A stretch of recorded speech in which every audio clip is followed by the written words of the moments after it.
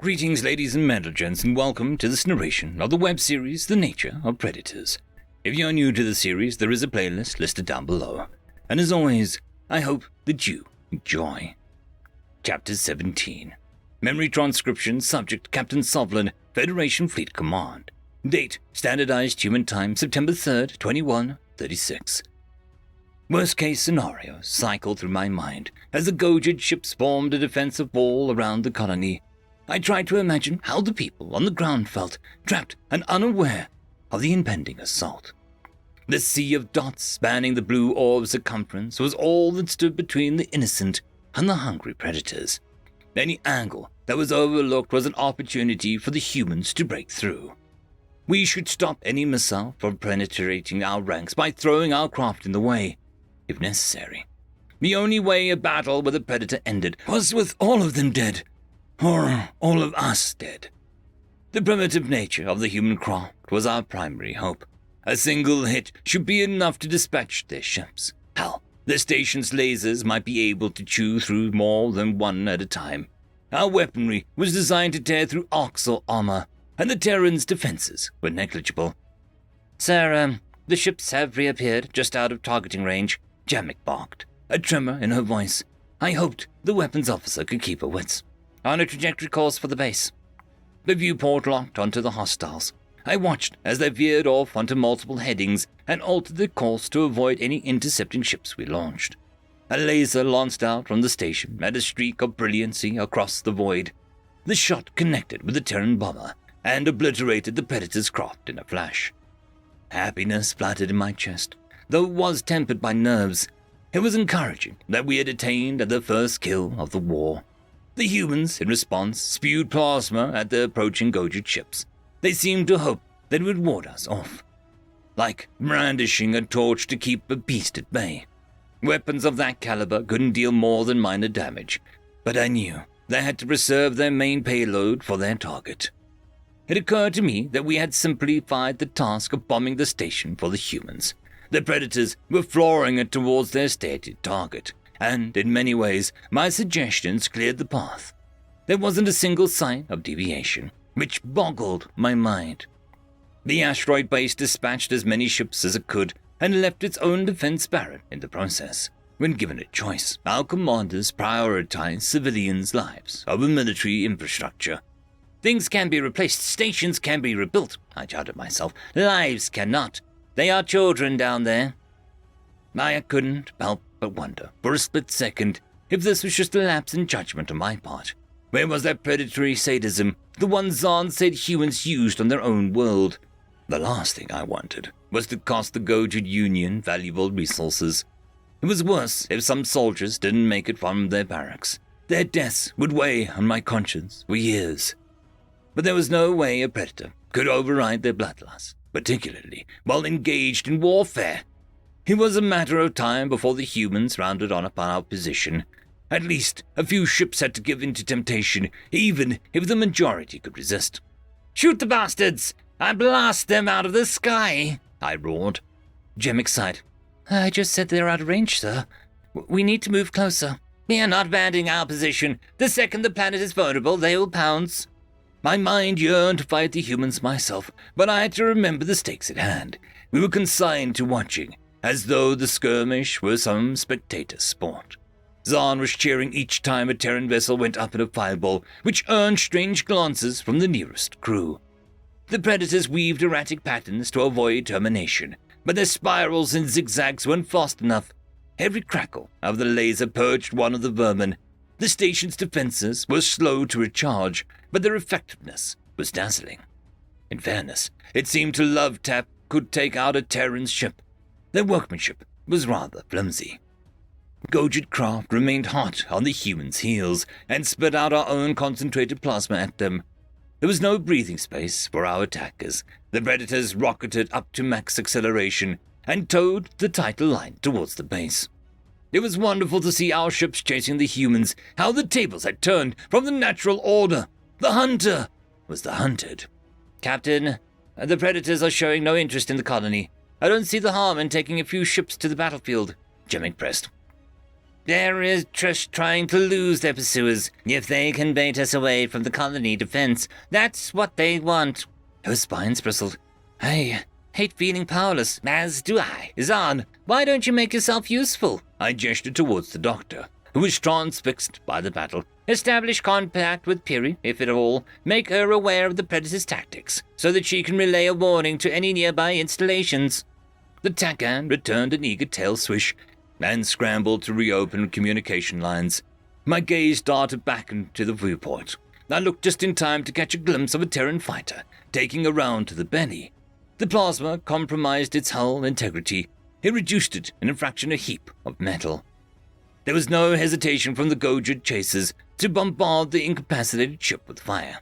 Nobody would be foolish enough to leave a Predator alive. They needed to be taken out with a fight with permanence. As long as such a monster was still kicking, they could have a final trick up their sleeves. The human vessels clustered back together and opted to deal with the gaining pursuers one at a time. They peppered the closest Gojid ship with fire, then concentrated their strikes on the drive column. The patrollers' engines went up in a colossal flare. Debris was flung in all directions. Our other allies were forced to drop back to avoid getting swept up in the blast's wake. Stars, I hate humans, I seized. They don't quit or retreat. I curse my ancestors for not confirming their extinction centuries ago. This is going to be a tedious and costly war, even if we win. The Predators had endured a hailstorm of fire and pressed nearer to the base all the same. No matter how many of their brethren were reduced to scrap, they persevered. Watching the humans' fearlessness, I couldn't help but envy the natural disposition. They shrugged off losses with a careless disregard for life they were so famed for. We felt our casualties. That was the Federation's downfall against the Arxor. It was an emotion that lost us the war. Predators only saw the mission, the kill.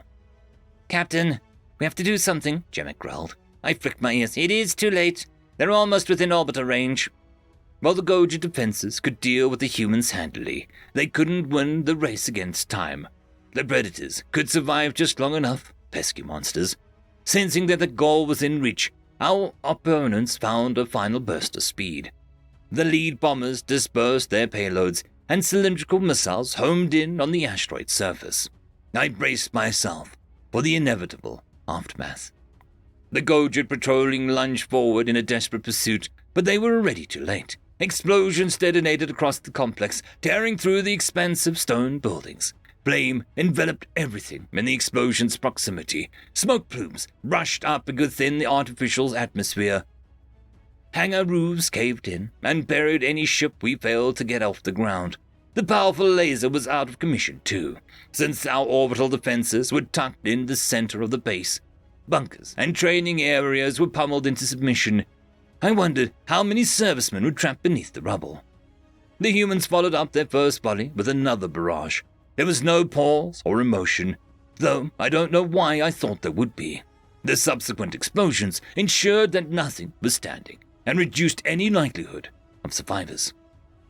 The horror on the bridge was a choking atmosphere. Amidst my grief, I couldn't help but feel responsible for this calamity. Our local garrison could have stopped them if there had been a few more ships at their disposal. Why are the humans not turning towards the colony? They're alive, and I think they still have some bombs. They should come at us any minute now. The Predator ship stepped away, but they were unable to shrug off their pursuers. The Terrans branched off on individual courses. They knew we couldn't chase after all of them. Some of those vile creatures would escape. Wait. I shook my head in disbelief. They can't be leaving. The humans did exactly what they said. My head swiveled in the direction of the voice. It was the unruly comms analyst from earlier. They never intended to attack any civilians. They just annihilated a military base, and that's your reaction, I snarled. None of the evidence suggests that they wanted to. We forced their hand, the technician growled. I growled at the scene in the stars, considering the Predator's departure. What more evidence did one need beyond looking at their faces? Their blood-stained history was just the icing on the cake, confirming what our eyes already knew. The humans could be faking a retreat to lull us into a false sense of security. The bombers were still within close range of the asteroid, and it would take them a while to escape the system. Their strategy could be a double back after we assumed that they were leaving. That, or our considerable presence by the colony, dissuaded them from heeding their impulses. These creatures were more intelligent and slightly more self-aware than the Orcs. They may just have recognized that they were outmatched. That was a sufficient explanation, wasn't it? I forced myself to lower my heckles. What's your name, kid? Rumi. Rumi. I respect your drive to question everything, even common knowledge, but this isn't the right cause to fight for. If humans were a species of any merit, do you think that the Federation would have dug up some argument to spare them in decades of study? I don't know. Think about it. That goes to anyone else agreeing with the young man here. And yes, we did force their hand. We forced the humans to concede civilian targets because of an overwhelming force. How so? We're in the wrong place. We're in the right place. Our presence deterred the humans from attacking anything else. Everyone should be proud of themselves today. We saved 20,000 lives. Rumi slumped his shoulders. If you say so. I imagine our allies had grown as restless as my crew, seeing that the promise of the humans raiding the colony wasn't panning out. Some captains may have attempted to pursue the fleeing ships. Sensors indicated that they were gearing up their drives and that our meticulous formation was dissolving. Now was not the time for this. The predators were still in system. We all needed was a few more minutes of patience to save the colony. I leaned over my microphone. Gojid vessels, hold your positions. Do not let the humans bait you into weakening our defense. I'm not just sitting here, dammit, a voice piercing through our encrypted military channel. We are going to attempt to search and rescue and render medical assistance to anyone alive. My eyes darted about the viewport, searching for any signs of movement. A Gojid hospital craft had crept away from our ranks and commenced a blazing run towards the base. Its course placed it directly in path of the escaping human. Sensors read that the Terran ship had target-locked the vessel, and their weapons were charging. Turn back now, I pleaded to the comms. You won't be rescuing anyone if you're turned to slag. I'll escort you myself when the humans are gone. The first responders pressed forward in defiance and diverted their central power to shields. The fleeing predators hurled a plasma round, which deflected off the ship's nose. The medical transport seemed shaken by the contact, though it refused to turn back. The distance between them and those things were narrowing. This was lunacy. What were these Gojid doctors thinking? I admired their commitment to saving lives, but they were setting up the exact scenario I feared. Abort! I shrieked into the communicator, broadcasting the message on all frequencies. Gojid medical vessel, turn back at once. The predators will destroy you. There was no reply from the Gojid first responders. They were unarmed, which meant that they stood no chance in combat. Worse, the Terran ship might have heard my plea and realized what an easy target they stumbled upon. I waited to see the doctors blasted to bits, feeling pity swell in my chest. On the bright side, at least they would drill some of the sense into Rumi and whoever else was swayed by him. The expressions around the bridge were finally the ones I recognized from our face-offs with the Orcs. For some inexplicable reason, the human ships hesitated. Something suggested that their weapons were powering down and they were altering their course to avoid a collision. I was certain my eyes deceived me as the primates allowed the medical ship to pass their position. What about that, Captain? What could that possibly gain? Rumi hissed. I chewed my claws, rattled to the core, allowing the vessel to survive that aimed to resuscitate the enemy combatants was in direct opposition to the Predator's goals. Why would those abominations exhibit mercy? That was the exact brand of illogical softness that we were mocked for by the Orcs. But accepting an explanation that mandated emotion was out of the question. There had to be an ulterior motive at play. There just had to be. Like I told the crew, the Federation condemned humanity by unanimous vote. They wouldn't make that decision lightly. Perhaps I wasn't looking at the big picture. The humans need the Venlil for now. They can't afford to alienate their only ally. When they are so behind technologically, I soothed myself, Tava must have sent someone to supervise, and so they managed to show restraint. They are biding their time. Alarms flashed through Rumi's body language as he saw me struggling to formulate a response. The doctor rolled his eyes in disgust and turned to address all. They wanted to preserve ammunition when they realized the ship wasn't a threat. Zahn answered for me. Humans are pragmatic enough to override their sadism when it comes to their own survival. Quite possible. I managed to keep my voice steady. The predators were doing an excellent job of messing with my head, if nothing else. Whatever game the humans are playing at, we know their true colors. We always have. We always will. End of chapter. I would quickly like to thank the Tier 5 members, Marky, Cam Maxwell, Casper Arnholtz, Oakfield, Lord Azrakul, and it's difficult to pronounce. Thank you very much.